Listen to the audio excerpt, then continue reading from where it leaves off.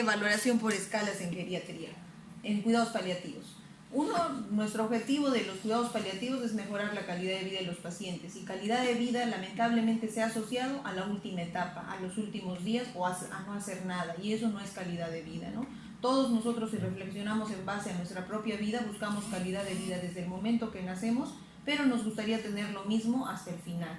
Entonces va más que todo relacionado al alivio de sufrimiento. Actualmente ya hay un término nuevo que se llama calidad de vida en salud, que sería alivio del sufrimiento asociado a los cuidados de salud. Significa que nuestra intervención tiene que ser más que todo para aliviar su sufrimiento, que es lo que buscaríamos, en vez de incrementar. Si bien es cierto, ya hace muchísimos años Maimónides decía no tratar enfermedades sino al paciente que sufre de ella, pues es el paciente el que sufre y es el vulnerable, ¿no? No solo tenemos que ver el dolor como el rostro de esta paciente que vino expresando dolor, sino también el dolor que trae otros componentes. Esta señora tenía una hija con síndrome de Down, tenía una situación económica muy pobre, en la cual su hija con síndrome de Down dependía de ella. La paciente tiene 92 años, viuda, obviamente, perdió el trabajo una de sus hijas, un hijo alcohólico y mucha carga emocional. Entonces, tras el dolor, no solo veamos la fisiopatología, los receptores, alfa, delta, sino veamos también que hay todo un contexto, ¿no? De lo que hablábamos también del dolor total, porque ya nos dice la IAS, la Asociación Internacional del Estudio del Dolor, ¿qué nos dice? Nos dice el dolor es una sensación desagradable con dos componentes, sensorial y emocional. Si nosotros solo queremos fármacos y tratar la parte sensorial y olvidamos que tiene un componente emocional, muchas veces vamos a fracasar en lo que es el dolor, el manejo del dolor. Aquí tenemos dos tipos de escalas, unas que tienen que ver con los síntomas y estos se incrementan, y otras que tienen que ver con la calidad de vida. Ambas tienen que ir de la mano. Esta señora, por ejemplo, dentro de su dolor, a todo lo que ya está viviendo se le agrega un cáncer gástrico metastásico con diagnóstico, sabe del diagnóstico y bueno, que el tratamiento puede generar complicaciones. Si bien es cierto, en la valoración integral que hacemos en cuidados paliativos también no solo vemos la enfermedad, su progresión, sino la parte psicoemocional, sociofamiliar, biofísica y sobre todo espiritual. Y en el diagnóstico tenemos que basarnos que no solo el diagnóstico que es una enfermedad con su progresión, sino que está cargada de una dimensión mucho más allá de la parte física, ¿no? Es por ello que lo importante del manejo interdisciplinario, no solo multi, sino interdisciplinario, para que pueda cuantificar lo que son los problemas clínicos, fisiológicos, psicológicos, funcionales del paciente, con el fin de tener un plan al final que sea exhaustivo, nada pasivo, un plan exhaustivo de tratamiento, y no solo tratamiento, sino seguimiento en el paciente. Entonces, si queremos hablar de escalas, tenemos que poner los requisitos de un instrumento. Uno, que sea válido, que sea fiable, que sea sensible y que tenga adaptación transcultural. Esto nos limita muchas veces en el uso de muchas escalas. ¿Por qué? Porque van a ver que algunas la traducción está mal hecha, no tiene algunos la validación al español. Entonces busquen escalas que tengan por lo menos la validación al español, y incluso en España peseta, por ejemplo, si hablamos del Mini-Mental, te dicen peseta, y yo no voy a recordar peseta porque no es de mi uso común. Igual, ¿no? Tenemos que adaptar a nuestra cultura. Tanto así que han hablado de escalas, por ejemplo, para el dolor neuropático. ¿Qué escala conocen? El DN4, que es la que les dije que se usa más. El DN4 se ha visto que no solo está adaptada ahora para el español, se ha visto que tenemos que adaptarla no solo al español, sino por regiones, porque hormigueo no es lo mismo en la selva, en la costa y en la sierra del Perú. Agujeta no es lo mismo en la selva, igualito, agujeta, pinchazo. Entonces, por regiones tendría que tener un nombre.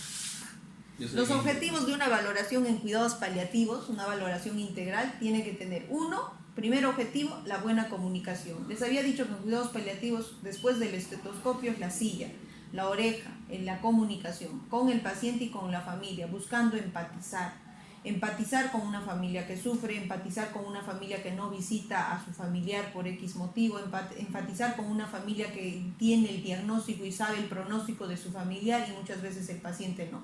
Empatizar, no juzgar, ¿no? Porque muchas veces estamos muy bien acostumbrados a eso.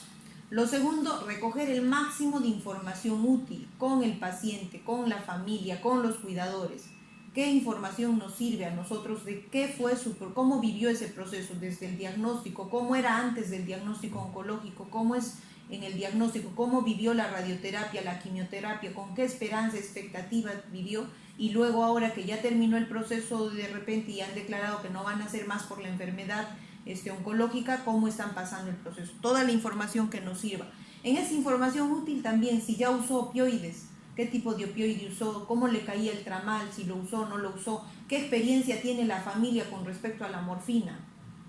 Murió hace unos años una tía con morfina, ni bien le colocaron la morfina, a la semana murió, tiene una experiencia negativa. Desde su primer contacto tienes que saber esa mala experiencia con la morfina para que ustedes vayan ya pensando en opciones terapéuticas, en cómo cambiarle ese chip a la familia. Otro objetivo es la valoración de terminalidad, y eso es una charla aparte, ¿verdad? Que ya la hemos visto, que es cómo valorar la terminalidad de un paciente. Un médico debe tenerle mucho miedo a catalogar de terminal a un paciente que no lo es, y también de repente seguir siendo obstinado y no adecuar su manejo terapéutico hacia un paciente que sí es terminal, ¿no? Para eso se hace una pregunta, ¿existe un tratamiento específico que modifique la evolución natural de la enfermedad? Si ustedes dicen, sí, puedo probar esto y me va a cambiar la enfermedad, pues ese paciente tendría que dudar si es terminal o no y aplicarnos solo las escalas. Si dicen, no, ningún tratamiento, ni aquí ni en la China, puede cambiar el curso de esta enfermedad, pues es un paciente que tiene un gran puntaje para decir no manejo curativo. Y ahí viene el manejo paliativo. El cuarto paso, también igual de difícil que el tercero, la estimación de la supervivencia. ¿Por qué les hago estos pasos? Porque las escalas tienen que ir encaminadas a valorar la terminalidad y valorar la supervivencia o el pronóstico. Las otras escalas tienen que ir a detectar lo que son necesidades del paciente, físicas, psíquicas, funcionales, sociofamiliares y funcionales. Las necesidades yo no las voy a captar en un diálogo con la familia, tengo que tener un orden y un tipo de escalas que me digan hasta dónde puedo yo intervenir. Las escalas nos ayudan a priorizar problemas. Luego de detectar los problemas, ya les habíamos mostrado a ustedes el cuadrito de qué es lo más urgente, ¿se acuerdan?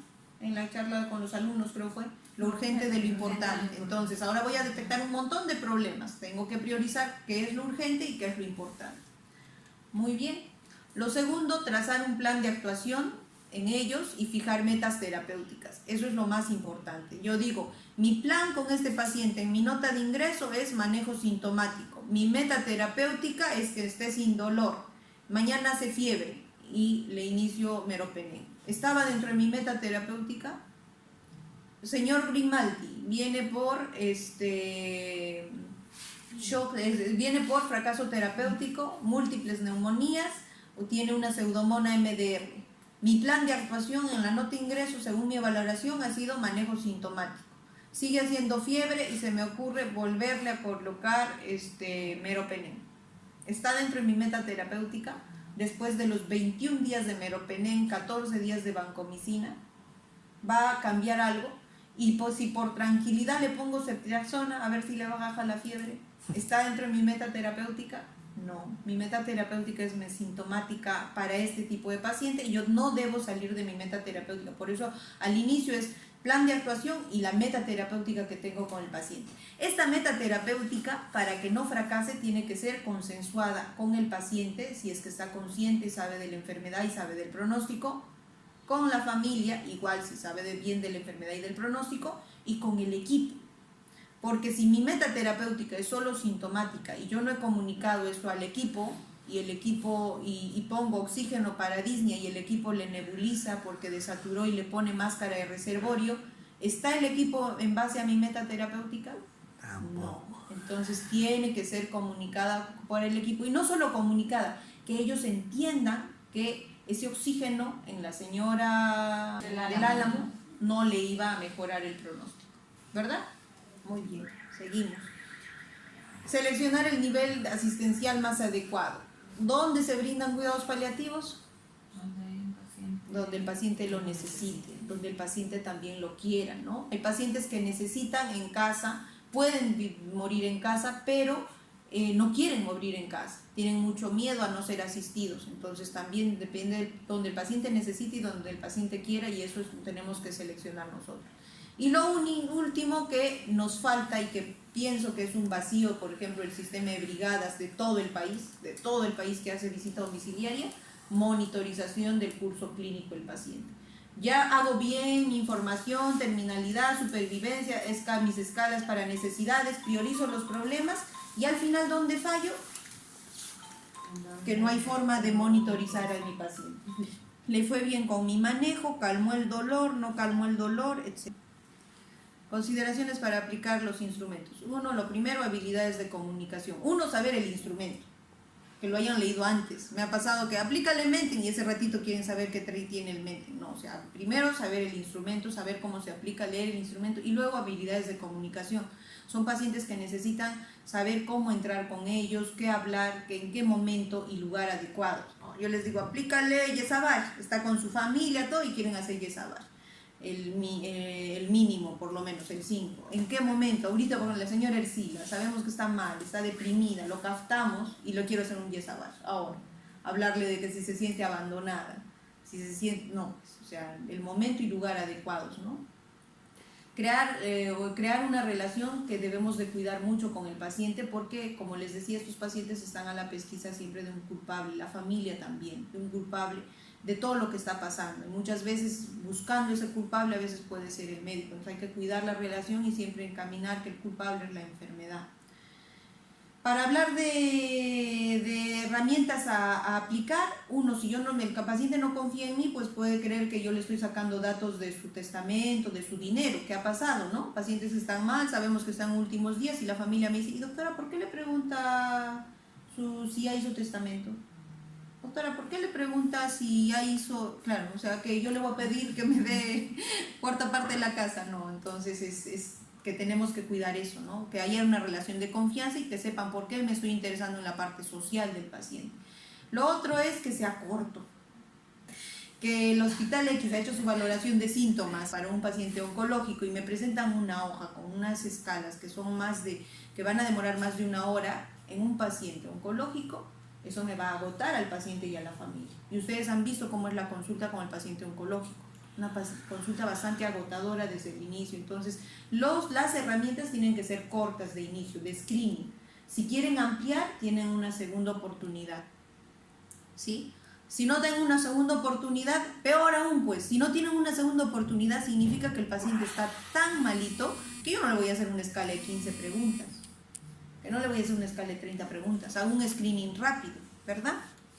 Muy bien, fácil, de rápida comprensión, comodidad, evitar la duplicidad. Van a ver, y ustedes lo han visto, que en las escalas pronósticas te hablan casi la misma pregunta en varios sitios, ¿no? Que si te mueves de la cama o no. Y si le hago Bartel, le pregunto eso. Si le hago PPI, le pregunto eso. Si le hago PPS, le vuelvo a preguntar eso. ¿Les parecería cómodo a ustedes? Encuentro incómodo. Entonces, eso es lo que he visto, ¿no? Me muestran ustedes, mire doctora, la valoración de síntomas del Hospital X, y yo veo que van a hacer 3, 4 escalas y en cada una van a preguntar la misma pregunta.